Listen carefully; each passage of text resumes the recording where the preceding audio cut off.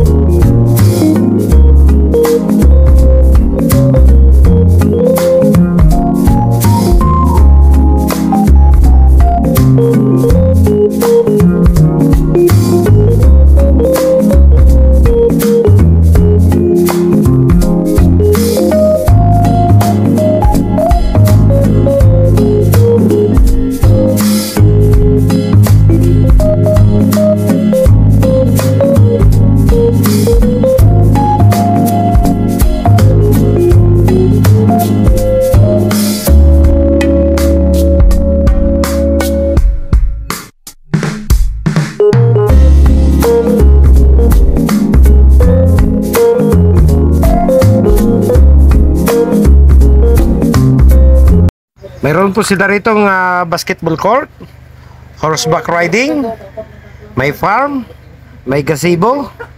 Ayan, doon daw po yung Joya Pavilion. May isang pavilion po doon sa kaliwa. May Davila, may The Lodge, at mayroon pong main building. Yung pong ating nakita kanina papasok. At doon po sa ating natatanaw sa gawing dulo, sa parting kaliwa, yan po yung kanilang malaking swimming pool, mga kabiyahero.